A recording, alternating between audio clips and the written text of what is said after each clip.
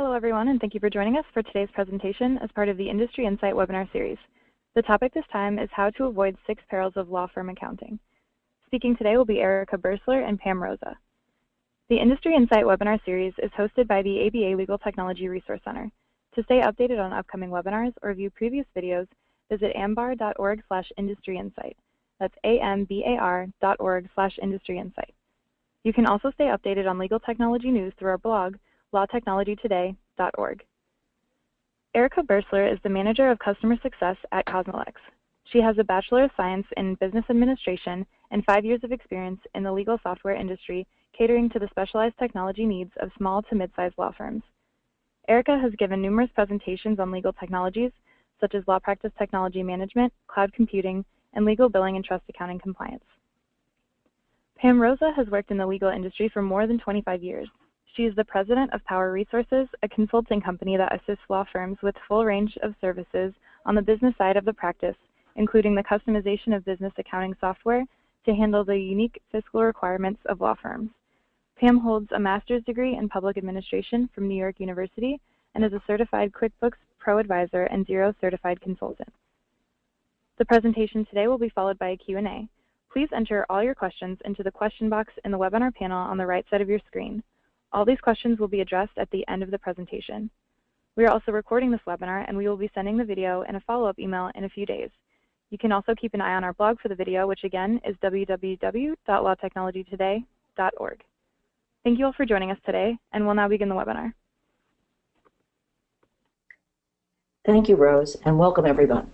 My name is Pam Rosa, and I'll begin the webinar. To manage your practice, law firms must have a law practice management system, and there are several fine choices depending upon your needs. Most on the market, whether legacy or cloud-based, can adequately handle time and billing, calendar and tasks, and document management. You also need a legal billing system, and that can be accomplished in several ways, either through the legal practice management system, using the time and expense application, or the old-fashioned manual log and billing. None of the legal billing system options have a full chart of accounts to handle the accounting required for matter costs. So in addition, you need a law firm accounting system, and that has been handled in various ways. Some firms handle this manually, and I include both paper ledgers and Excel in this, or firms use a general purpose accounting software.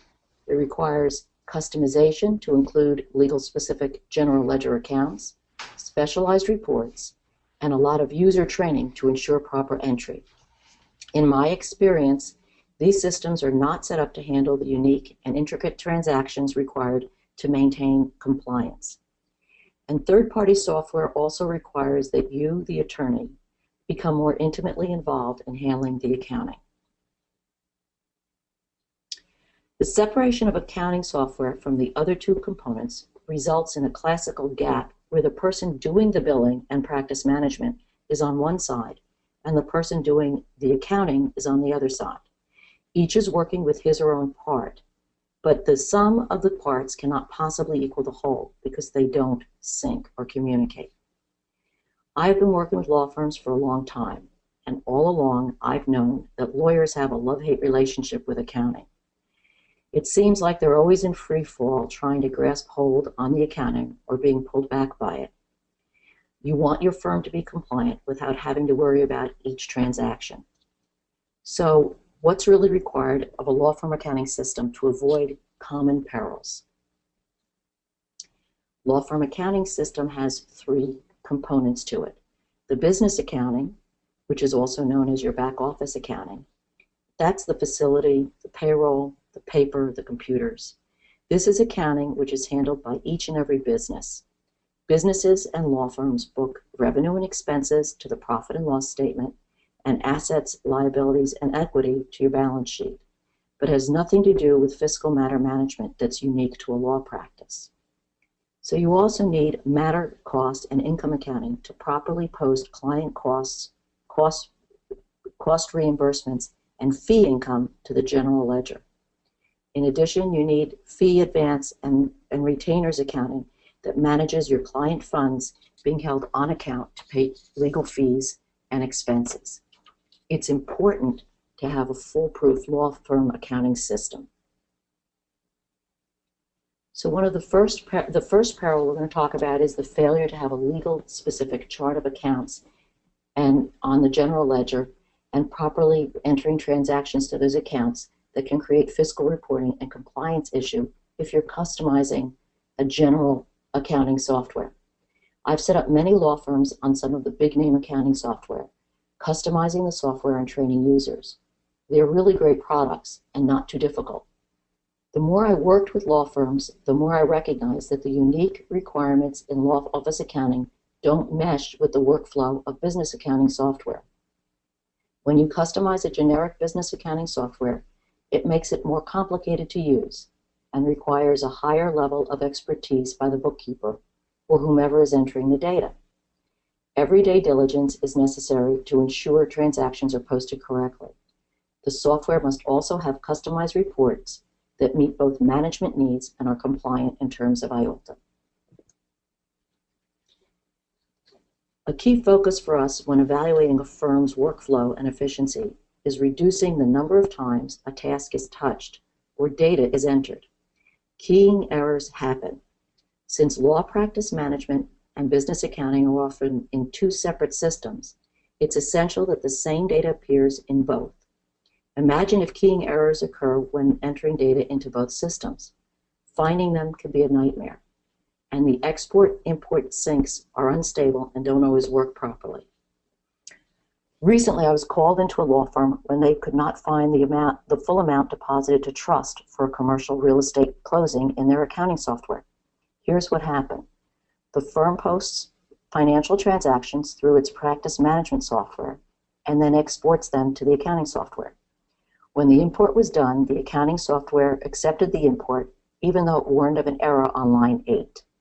Because the office manager who was doing the bookkeeping didn't know what the error was or how to find it, and because the import was accepted, she just moved on.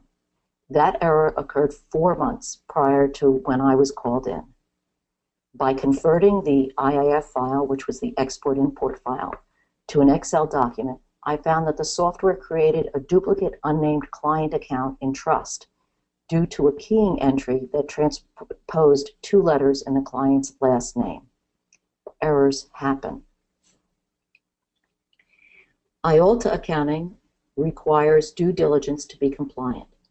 In my example, had the proper trust client ledger and reconciliation reports been set up in the software and run weekly, it is more likely the error would have been discovered. The firm must ensure that there is no commingling of funds, must show accounting for each matter, and must provide 3-way reconciliation for the liability account, the bank account, and the client ledger. Another peril is client cost recovery. It is not uncommon for matter expenses to be paid from the accounting software, and then the user failed to be posted and have them failed to be posted to the matter in practice management. Since most practice management software includes invoicing clients for time and costs, this results in leakage, forgetting to post at the time the expenses incurred, and also overlooking overhead expenses that you can apply to the client matter. Some of you may post to advanced client costs, which is a balance sheet account.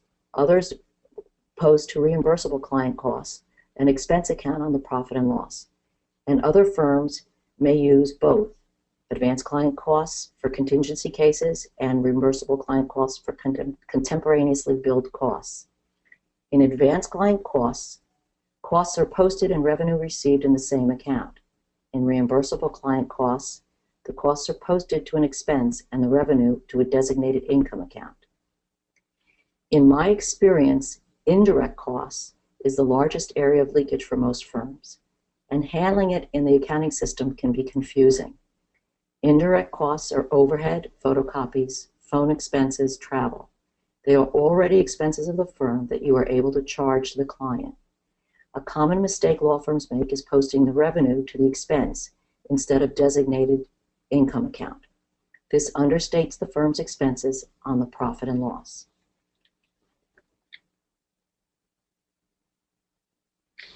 In this example, the firm has chosen to handle matter costs for hourly matters on the profit and loss. When entering the expense, the cash is reduced and the specific expense account increases. It's important that all matter costs be associated with the matter and be posted to an account. The first two costs, filing fees and transcription fees, are direct costs, meaning the firm paid a third party on behalf of the client and will invoice the client. Photocopying, however, is an indirect cost. The difference is that this cost is part of the firm's overhead or business expenses. Although the cost is associated with the matter so that the firm can be reimbursed, there is no distinct transaction that occurs when attributing the cost to the matter. No expense account amount increases. Finally, there may be costs associated with the matter that the firm is not going to bill the client for. You still need and want to track these costs. In this example, the firm reimbursed an associate for mileage, but is not seeking reimbursement. The cost is posted to non-reimbursable client costs, which increases the firm's expenses. As good as the general accounting software is, and with all the customization that I've done, there is no mechanism to automatically allocate revenue receipts correctly, which is very significant when invoices are not paid in full. Liabilities and costs must be paid first, prior to applying anything to income. In general business accounting software, that process requires splitting a single invoice into several and applying payments accordingly. Even with exports, imports, or syncs from a practice management application. For a partial payment, you have to first separate the items into separate invoices. If you charge sales tax, that's one invoice. Then client costs, that's a second invoice to pay. Then fee income, a third invoice. Then you must apply the payment to pay the sales tax first, then client costs with what's remaining, and if anything remains after that, only then can it be applied to fee income.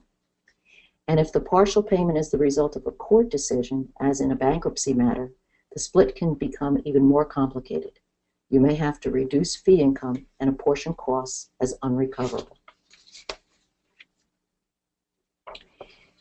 When the firm uses reimbursable client costs, payments are handled differently than for advanced client costs. Since advanced client costs is an asset account, the costs are posted to it and reimbursement is also posted to it. In that way, the firm always knows how much is in the account. But as I mentioned before, the expense accounts, both direct and indirect reimbursable client costs, are not reduced when payment is received. Income is not applied to offset an expense. This is an important distinction. The payment is applied to specific income accounts designated for reimbursement, as shown in this chart. But remember the reimbursement for mileage to the associate? Since it wasn't billed to the client, there's no payment. The cost is part of the firm's expenses. These transactions impact the profit and loss statement and, as a result, net income. We worked with a firm whose bookkeeper insisted that all client costs, even those posted to reimbursable client costs, be handled the same way she entered advanced client costs. As a result, many of the business expenses were understated. The firm did some administrative work for their clients, for which they charged for the employee's time, and at a premium above the employee's actual pay. At year-end, because of the bookkeeper's practices, their payroll was understated by thousands of dollars. It also made the employer payroll expenses appear much too high. It's important to know how to post both the cost and the reimbursement correctly. Do you know which practice areas are most profitable? Which practice area is your firm's rainmaker? And which ones need more marketing attention? We set up clients to track income by practice area. Most general business accounting software can be set up with multiple income accounts, but I found that export, imports, and syncs from practice management applications do not have the capability to segregate the income by practice area when creating the export or the sync. Someone has to manipulate the data manually. This is not only cumbersome, but we go back to peril number 2, double data entry and keying errors. One estate planning law firm that we work with tracks its income by practice area. They've used this information to market their estate planning for parents of children with disabilities and track how this area is also building their general estate planning and trust administration areas. And now I will pass the presentation on to Erica. Great, thank you so much, Pam. So from what I understood, unless our industry can put practice management and legal accounting system together, these challenges are unlikely to go away. By including your practice management, which is your billing, calendaring, documents, and tasks, along with your law firm accounting, which is what we learned today, you end up with the complete law firm management solution. So first things first, let's take a closer look at what a modern practice management system looks like. And for that, I'm going to switch screens here. And this is a software called CosmoLex. Any program that you use, like we're talking about today, we want to make sure it addresses the issues that are most important. So first, like I said, let's talk about what a modern practice management system has. You want to have a dashboard, for instance, something that will let you know the status of your firm, what your progress is, some KPIs, how much is your billing, what's the status of that. You just want to have a nice visual to let you know where you stand. Also, when you're in the legal industry, of course, everything has to be matter specific. That is the crux of any law firm. So you want to be able to have everything line by line broken down by matter. And then have the activities available on the right for each one of those matters. So something simple and straightforward, but again, separated out by matter. Also, you have your various practice management features. Your time expense entries, which are your billing, your invoices, of course, your calendar, your task items, your documents, and your notes. Okay? All of these are essential to your practice management, but again, you want to be able to have all these items on a matter level as well, because after all, you're doing case management too. So those are the basics involved with a practice management system. Now, like Pam mentioned, you need a system like this which can also handle your law firm accounting, addressing all of the challenges. So let's bring our attention back to the 6 perils of law firm accounting, which Pam has outlined earlier. So the first peril that Pam talked about is legal accounting customization. Now, if I go in here into the accounting section to the chart of accounts, now because this is a legal specific software, we provide you with legal specific accounts straight out of the box. All of those chart of accounts are in place, and you can customize or add if needed, but the most common accounts are already provided, such as Pam mentioned, advanced client costs. You also have your retainer funds, whether it's trust or operating. And you may have your fee income accounts in addition to your expense accounts, reimbursable, non-reimbursable, and direct and indirect. All of these are legal specific items. Pam also discussed the second peril, which is double data entry. Now, all sources of double data entry are eliminated. Client advances, internal or case costs, billing, payments from new funds, or advances, they're all within one system. So let me give you an example of posting a matter expense. I'm going to go to my business account, and here I'm going to add a transaction. Let's say you're paying a filing fee here. All right. Now, of course, you could do your normal business transactions here, but today we're focusing on the matter expenses. So let's say I was posting or cutting a check, I should say, for a filing fee, and I can select down here to post it as a matter expense. Here, I just select the matter, and I fill in what that expense was. Now, what I'm doing here is avoiding double data entry, because normally you would have to enter the expense under the business account and then go under the matter and create an expense entry. Everything is happening here all at once. So you're not missing any income by forgetting to post that expense to the matter. And in this situation, an expense card would be created and then automatically get picked up in the next invoice. So again, you're not missing out on those entries. Another example of this is for, let's say, a trust retainer. Let me go back to the matter page here. If I were to select a particular matter, and let's say I wanted to add a trust retainer, notice that there's an account selected here, Client Trust Funds, and you can also select Client General Retainer. The accounting is happening in the background as you're doing your transactions. The same will happen with your business expenses, as I showed, posting that expense, your retainers, and also invoice payment, which I'll get to further down.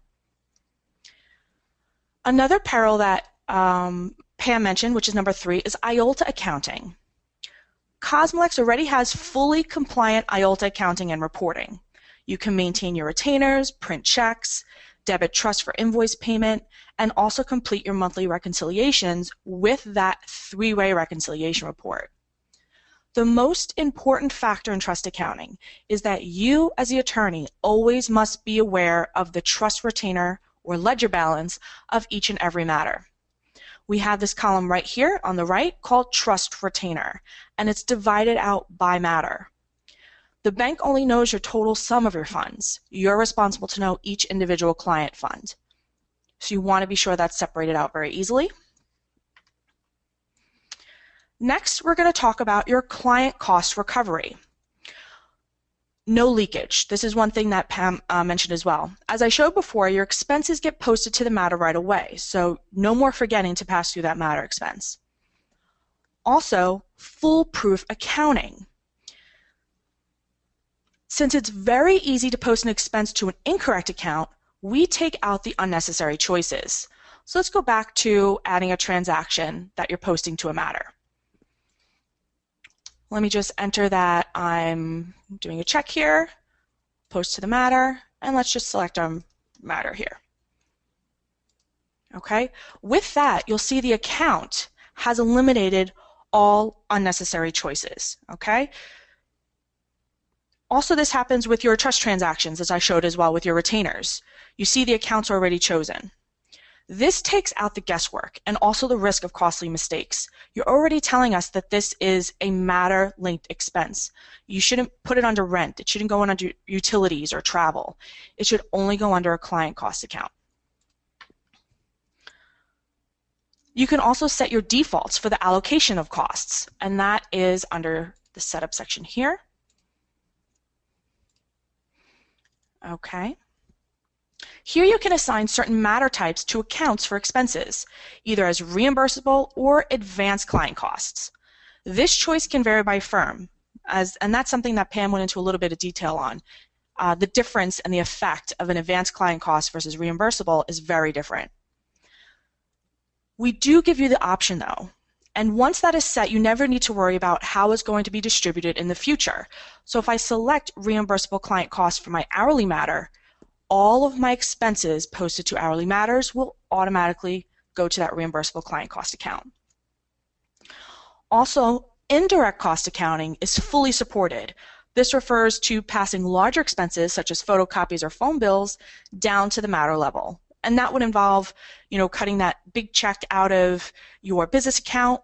Perhaps it's $500 for your printer supplies, and then entering those expense items on their own on the matter will make an indirect expense. Now we're going to talk about peril number 5, which is how to allocate revenue receipts. So let me pull up an invoice for that. Okay, I'm going to go to a paid invoice. All right. Now let me view the details of this invoice.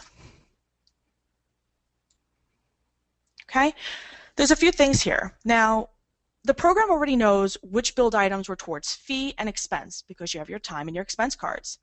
So when receiving invoice payments, it automatically knows what portion goes towards your fee income and which goes towards reimbursable income.